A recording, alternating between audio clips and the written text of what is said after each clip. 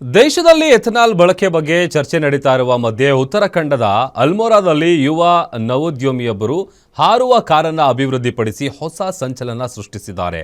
ರವಿ ತಮ್ಟಾ ಎನ್ನುವವರು ಈ ಹಾರುವ ಕಾರನ್ನು ತಯಾರಿಸಿದ್ದಾರೆ. ಅಲ್ಲದೆ ಅದರ ಪರೀಕ್ಷಾರ್ಥ ಹಾರಾಟವನ್ನು ನಡೆಸಿ ಯಶಸ್ವಿಯಾಗಿದ್ದಾರೆ.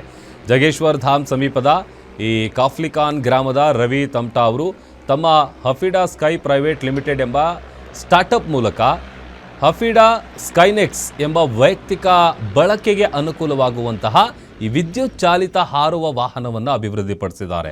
ಭಾರತದಲ್ಲಿ ಸುರಕ್ಷಿತ, ಕೈಗೆಟುಕುವ ದರದಲ್ಲಿ ವೈಯಕ್ತಿಕ ವಾಯು ಸಾರಿಗೆ ದೊರಕುವಂತೆ ಮಾಡುವುದು ಈ ವಾಹನ ಅಭಿವೃದ್ಧಿ ಹಿಂದಿನ ಉದ್ದೇಶ ಆಗಿದೆ.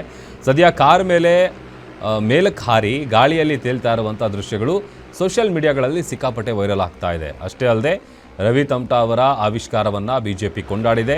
ಈ ಸಾಧನೆಯು ನವ ಭಾರತದ ಯುವ ಜನತೆಯ ಪ್ರತಿಭೆ, ತಾಂತ್ರಿಕ ಕೌಶಲ್ಯ ಮತ್ತು ನವೀನ ಚಿಂತನೆಯ ಮನೋಭಾವಕ್ಕೆ ಸಾಕ್ಷಿಯಾಗಿದೆ ಅಂತ ಬಿಜೆಪಿ ಟ್ವೀಟ್ ಮಾಡಿದೆ.